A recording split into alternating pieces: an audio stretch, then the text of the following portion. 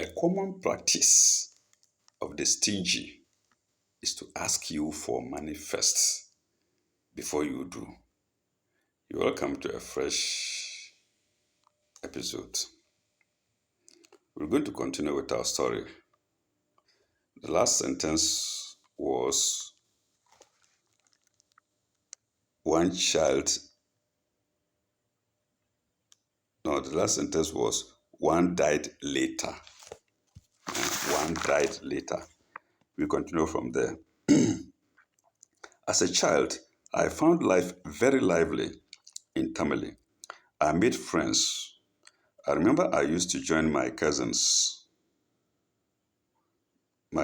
child, my cousin into bracket, Mamatha's stepchild, Idrisu, to send the father's large flock of sheep to graze at the forest near the waterworks. Idrisu later attended Navasco with me, a junior by 1 year. Full stop. He left to study petroleum engineering in Kuwait and has since remained there. No, he's returned since a long time ago. Now I know. When I wrote this, he wasn't there. It's been a long time. He's remained there. Okay. And now back. Okay, I put it there. And now back. So it's now back. Abraziz into brackets. Abdul Aziz. We wrongly call it Abdul Aziz. Was another good friend whose house I used to sleep in with him. I remember I used to discard rubbish at a rubbish dump near a public toilet. Two brothers whose house was next to the toilet used to engage me in a fight for the fun of it. Their reason I believe was that they believed they could beat me. Of course, they were two. They were called Mutawakilu and Sibawe. Full stop. Then I remember my good friend Audu, now staying in Kumasi and still in Kumasi.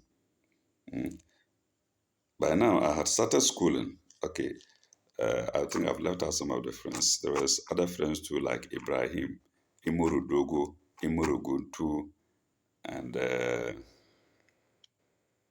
Seidu Bawa. He later went to the army and is now retired, called WO. There were many. I don't think I can remember all. Then there was this elderly girl called Amama. She was more grown than us, and we used to play a lot. We would rush to her. She would bring. Okay, maybe that should be in another story. Okay, let me go on to this first. By now, I had started schooling at the Sakasaka Primary School. I think that was around 1960. Dates of birth were not common in those days. How was it determined if one was grown enough to go to school? One arm was raised over the head with palm open like this.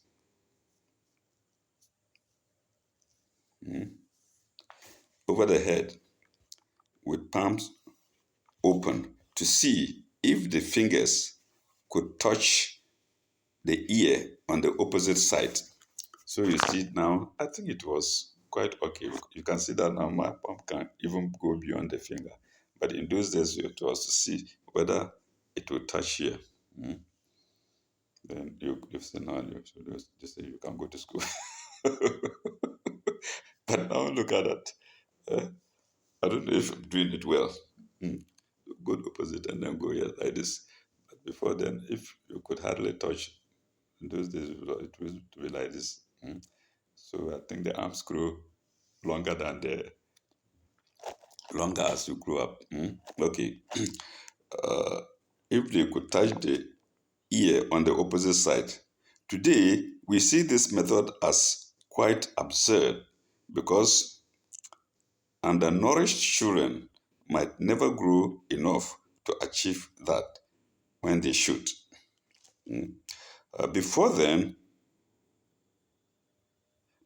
my dad had asked me whether I would like to go to a Western type school to go or to an Arabic teaching school called Makaranta, where you learn the Quran. Uh, I opted for the former.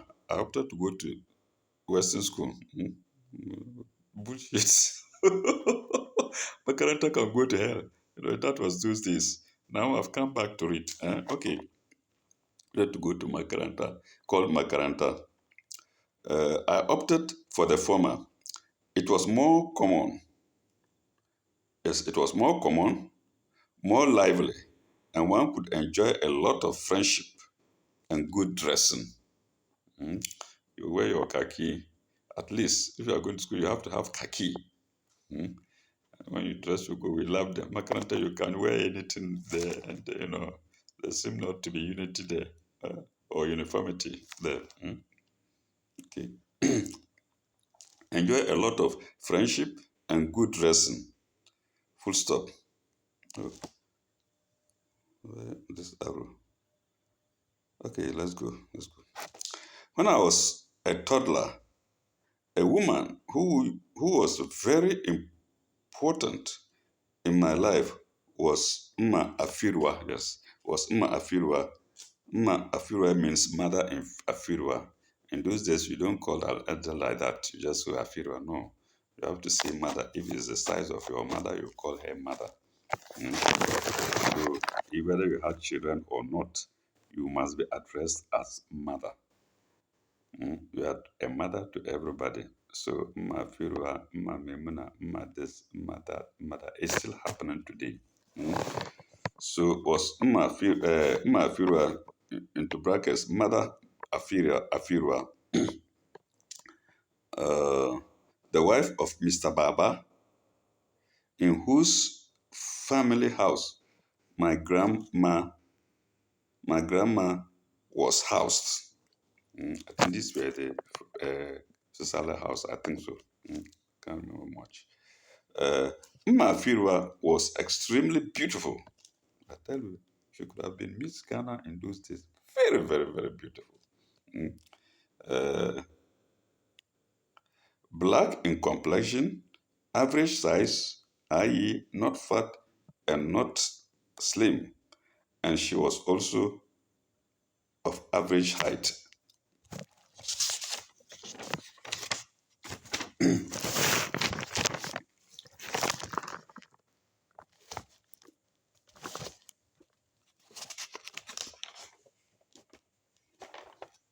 Was also of average height. The face was very smooth indeed, and I cannot remember seeing a single mark, tribal or otherwise, at least in the parts of her body that were exposed. Her voice was so nice and womanly, in short, very captivating. I saw these qualities later in life when I was growing up. The husband, Mr. Baba, on the other hand, was attractively fair in skin color. He was taller than Mma Afirwa, and the size of his body befitted his height. He had a moderate amount of coarse hair, a face that any woman would like. He was so soft spoken in all circumstances, and I never remember a single day that he shouted out at me or anybody. He was a good ladies' man. He had good shape. He had good shaped legs too. I mean, the legs were good too. Anytime that I played mischief, he would either cane me in my palms or make me squat repeatedly till I cried out. Mr. Baba used to dress very nicely and, and had lots of friends, both male and female. I remember one hot afternoon, I rushed into his room to pick up something without knocking, and Mr. Baba was locked in with a woman in sex, with a towel placed to cover the lower middle side, to cover the lower middle side together. Okay. They were lying side by side, face to face, with Mr. Baba jacking the waist quickly and repeatedly, like a machine. Yes, we are having sex now. This happened so many times. All the things we are doing have been done long time before us. Jacking the waist. When he saw me, he asked why I did not knock and warn me. I was not supposed to be there. Anyway, the people were in the compound there, and he and the woman were inside the room. I never knew what they were doing. Small boy. So saying, knocking or saying, I go before, and then, all of a sudden, okay. So he asked why I didn't knock and warn me, but I ran too, but I was too young to know things like that. Yes, I was too young to know things like that. I suppose I was about 5 years old by then. Moreover, so many people were outside enjoying the shade. It was very hot, enjoying the shade freely and chatting and and small and the small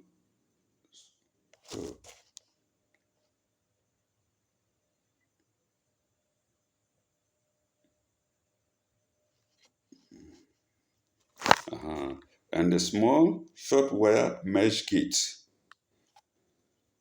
attached to the main door was simply bolted. I remember, yes, there was a small gate. When there is, in those days, you have to have a gate, and then there is a shorter one. You close it, but I just forced it open. Small boy, ignorant boy, naive. I remember quite well. It didn't even occur to me that these were people, that there were people inside the room.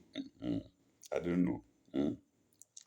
That was the first time I saw physically sex in action. To date, I don't remember seeing any again. Of course, except video. On video. Today, video is there. Okay. Mr. Baba's father was called Baba Kuku. That's Father Kuku. We only use Baba or Ma to address elders. Baba Kuku. In those days, young northern Ghana children were trained to add every to address every to address every elder as either mother or father. No matter where, no matter relation, if you see an elder, you have to address him as mother or father. If you don't, you are very rude. Your parents can even beat you up, cane you. Yes, and they themselves could cane you, and your mother wouldn't mind, because that is the training in those days. Okay, that was the training in those days. He used to cook for Europeans, that Baba Kuku, either in Europe or Ghana here, or both. He was he was a mulatto. He was a mulatto. We used to call half caste. He was half caste. parents, I think one father, and he was very soft spoken too. Very nice man. He was a mulatto, that he was half caste. One of the parents was most probably European. I was too young to be inquisitive about that. He was a much smaller person than the son and also much shorter. He had silky hair. He spoke less softly than the son, but was very much concerned about niceties and good morals. He abhorred very much indecent ways of doing things, and this was demonstrated in his ways of speech.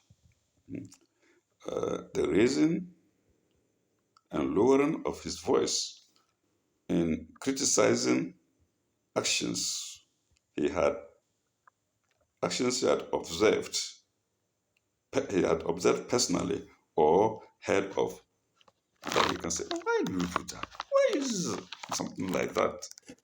If you don't find reason for doing things, so you know, why do you do that? Why is it? As for this man, oh, you're welcome. That kind of thing.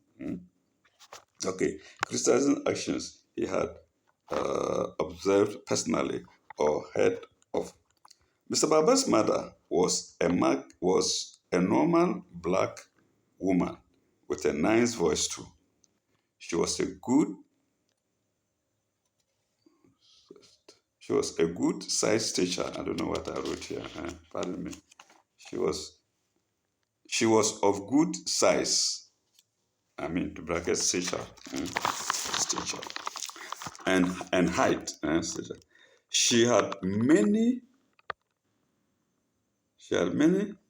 guruma parallel marks and tribal marks on both sides of her face. Eh? Pardon me, I'm not insulting her. It used to be common in those days to have tribal marks.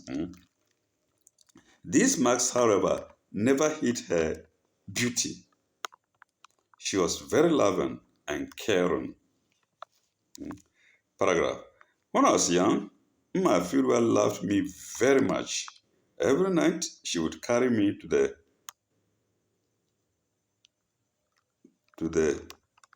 most popular. He would carry me to the most popular cinema house in Tamale called Rivoli. It's now used as a store, big store, department store. Rivoli became useless when it lost its value when we started having television and whatnot. So nobody attended the cinema again. Before you were a guy, if you could attend cinema in the night, you see people coming from all over the place, all of Tamale to that area to attend cinema. It's not only Tamale, it used to happen in all the cities in Accra, in Ghana, Accra, Tamale, and whatnot.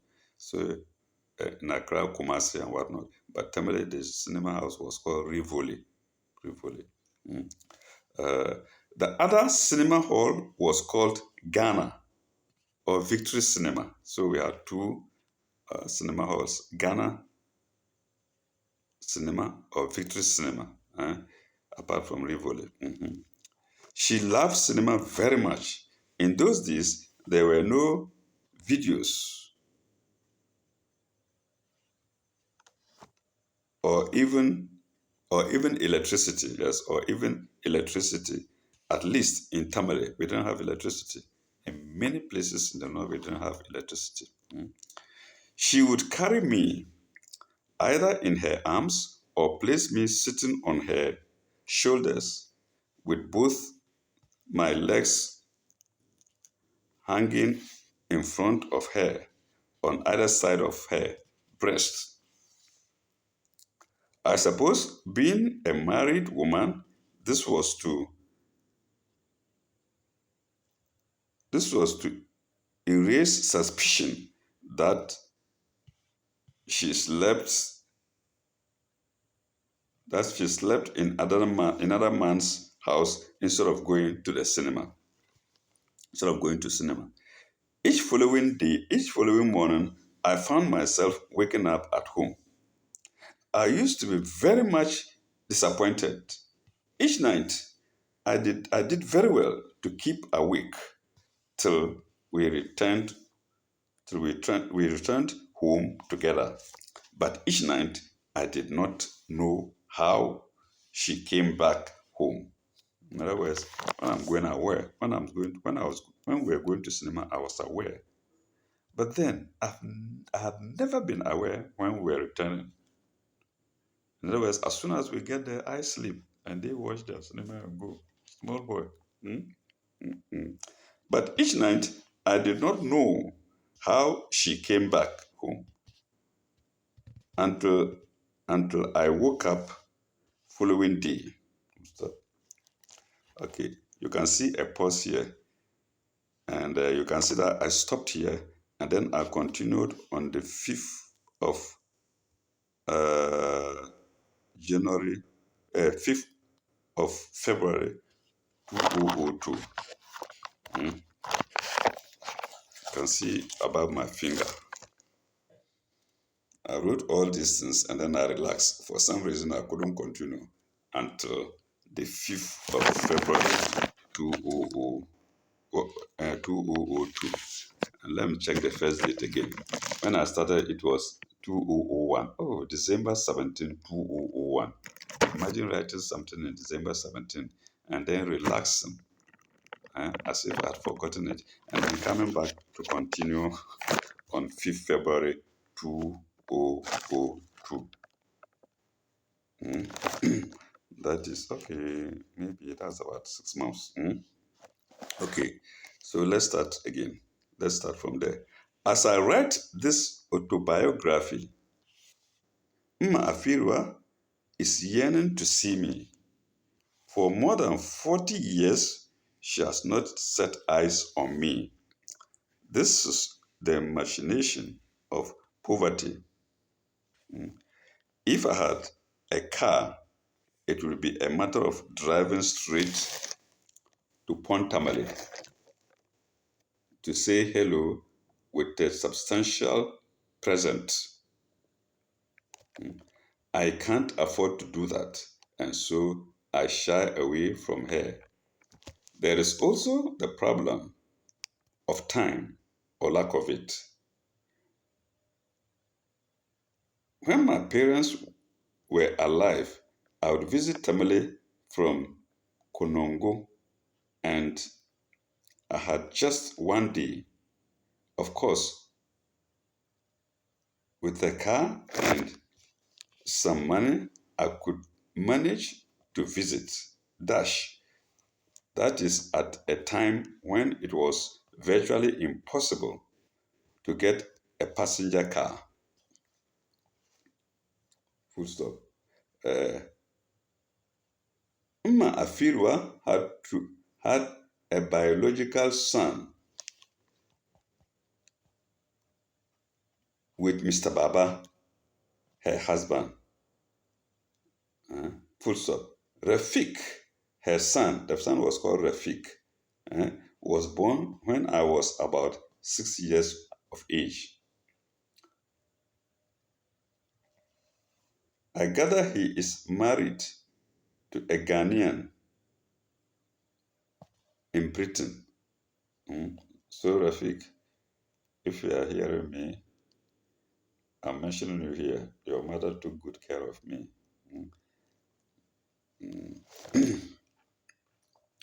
In Britain, and is now a Christian. Is now a Christian preacher.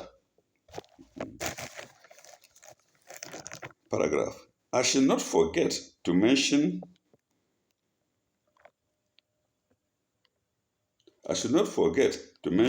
Matam Baba, a sister of Mr. Baba. As I later grew up to understand, Matam Baba was a sister of Mr. Baba. As I later grew up to understand. I don't know why we're calling her Matam Baba, or maybe they are not sisters, and rather in childhood days, they used to play like man, or people used to refer to them as husband and wife. So she was called Matambaba. She was short. She was shorter than Mafirwa and also heavier. My house in Tamale at the time was a commercial center. Pito was brewed, sold, and consumed there in a hut with seals. I spell the seals here as S. Or is it seats? I think seats. With seats. Yeah, with seats. One could also make one comfortable anywhere in the surroundings. Dash under a tree or against a wall to avoid direct sunlight. Yes, so apart from the hut, people in the surrounding areas, people will take their pito there, sit down and enjoy the pito and be conversing. It was very, very lively in those days. I went back recently and my brother, my mother, my sister, it was like a ghost house. I said, this house that used to be so lively with music all over the place. In fact, the colonial era was very nice, very enjoyable. Uh, I was young by then, but even it's that enjoyment or that kind of life remained with us for quite some time before fading away. Okay, in the surroundings, under a tree or against a wall, and to avoid direct sunlight, there were all kinds of customers trooping into the house, and often there was traditional music being played to augment the joyous atmosphere. Full stop. You could see people were high. You could see people were high.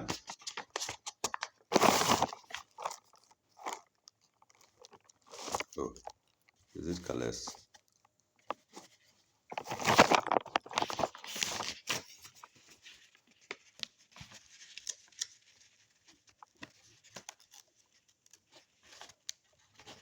Pardon me. The pages are stuck together. Uh-huh. You could see people were high in spirit. Hmm? I remember one of the songs. They were most of them were Frafra songs, and I remember they played. I've been winning bana kaba karka yi fashin manza abanga yure. In those days, meaning somebody's property is not yours. It's not yours. It's not yours. Don't get annoyed for nothing. Then the one being talked to is Apanga Yure. Abin wani bana kaba karka yi fusin banza abanga yure. That means like envy, like somebody gives somebody something and then you are envious. You feel bad that of the gift that was given to somebody. So they say, abin wani bana kaba karka yi fusin banza abanga yure. It was a common song there. Okay. Matam Baba was a smoker. Yes, she used to smoke. So smoking didn't start today with women. She was a smoker. She loved cigarettes she loved cigarettes indeed. Yes, I think I wrote indeed there, but I think it's an error. She loved cigarettes indeed. Huh? The brand called Players was in vogue at the time. We don't know. We used to call it Pliers. Pliers. There was a brand of cigarette called Players. You see Players written on it in those days. The brand called Players, the cigarette manufacturers will know it very well, was in vogue at the time. She drank both Pito and beer too. She had a Yoruba boyfriend, into brackets, or rather man friend, who had prominent tribal marks and on both cheeks, like I said, in those days, there were a lot of, most of us were identified by our marks. What tribe, when you see somebody, you know whether it's Yoruba or Ghanaian, and if it's Ghanaian, whether it's Gonja or Wala or Dagomba or this. This is later. I understand Nkrumah came and spoke against it. Today, you people walk all over the place, no marks. Somebody gave somebody gave a story that the white man was going making a roll check on soldiers or policemen. Then when he got to somebody, he couldn't call the name, and he looked at the face, and there were travel marks, and he would shout, "Max!" The same Max, the fellow will fall out. He knows that is the one he's calling. The name was too long. Okay, on both cheeks. He was good looking, though, and notably smaller. Who am I talking of here? Ah, yeah, that's the Yoruba man. He was good looking, though, and notably smaller than Matan Baba. Their heights were about the same. The couple, the couple's favorite way of relaxing was the use of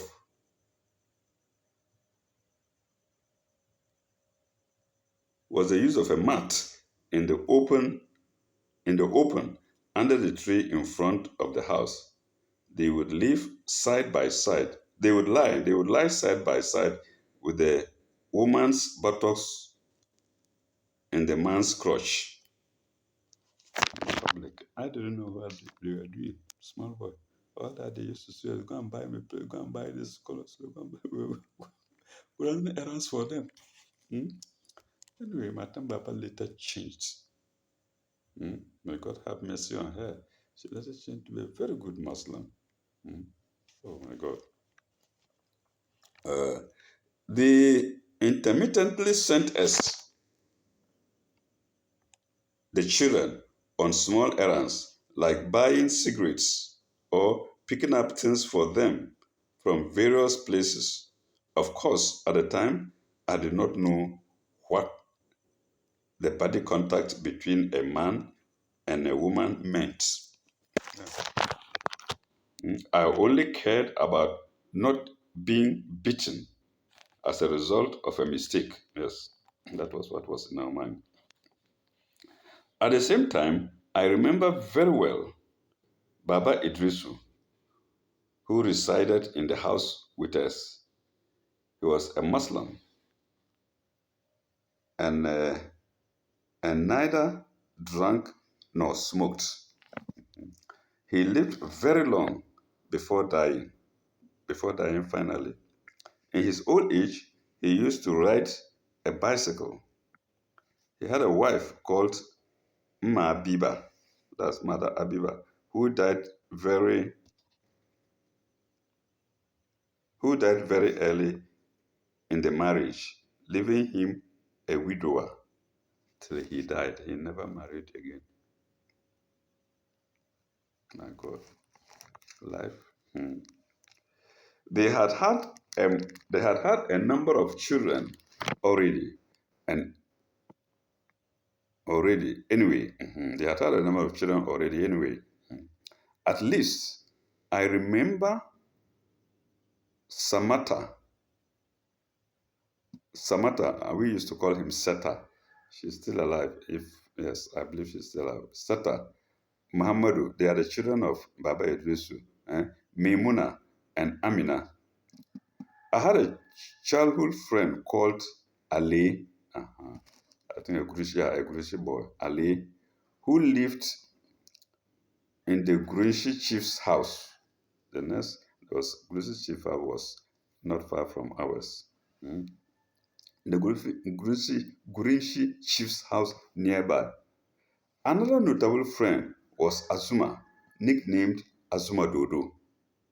It was because of this boy I was sent back to Nyampala, who nicknamed Azuma Dodo, meaning Azuma the mad boy. How can a boy be called mad? But he was smoking cocaine, weed, and behaving so. And yet he was my best friend. But I never did, and I would never do. But my grandmother was so worried. Said, this boy will spoil my grandson. Called my father, come and take him to Nyampala and leave that boy alone. Later, he died young. Oh, God. My grandma didn't like my association with Azuma a bit. I suppose she made my dad come to take me back to Nyampala because of Azuma. And it's not supposing that was it. Azuma didn't like going to school, and she feared I might behave likewise. She made a mistake though. I loved school life more than any boy at the time because experienced because experience common community what is it? Experience community life somehow. Mm. Because I experienced community life somehow. I roamed the whole of Tamale with Azuma during weekends or holidays or after school. The gutters in Tamale were not covered. Some were very wide, especially those on the main trunk road. That's Bolga Road, Accra Bolga Road. We would go about jumping them in turns to show our prowess. Other times, we would go beyond the town hall. The town hall was considered to be far away. That was where the colonialists used to assemble. The town hall to the Russian bungalows. You pass the town hall because before going to the Russian bungalows from Moshizongo, those who know Tamale, uh, Russian bungalows, looking for mangoes and other fruits, and dis- just discovering points of interest to us. I had some other friends in my childhood days.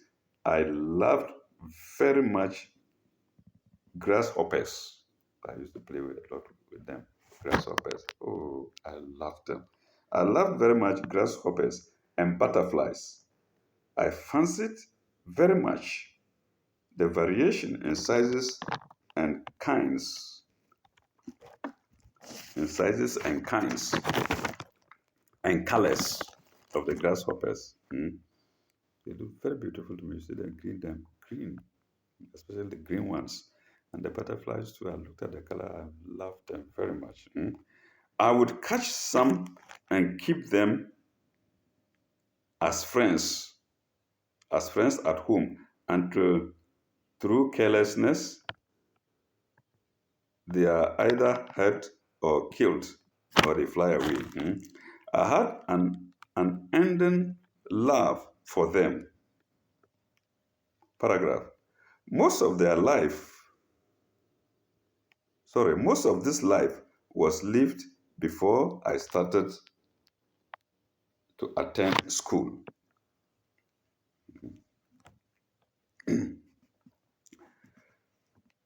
In those days, and even today, many people could not tell their children's ages offhand, mm, offhand precisely. Many people could not tell their children's ages offhand precisely.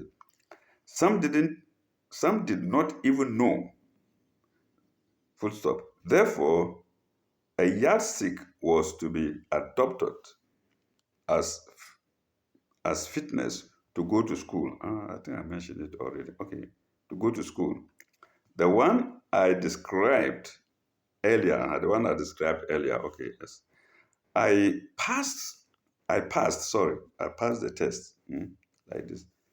So I passed, and Mr. Baba took me to Saka Primary School, where I was admitted.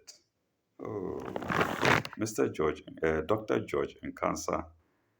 If you are reading this, please let's connect. She was a friend in Sakasaka. After I was taken to Nampala, somehow I forgot about him. But ages later, after I had uh, gone to the School of Medical Laboratory Technology in Accra and completed, Dr. George in cancer was able to identify me. He looked at me and recognized me and said, "Ah, you sat in Sakasaka with me." I said, "Yes." So, Dr. George in cancer, if you are alive, I salute you. Let's connect before we go to our griefs. Okay. Sakasaka Primary School, where I was admitted. I love school life very much. I remember after breakfast, my grandmother would not give me sufficient money to buy sweets and other items to match my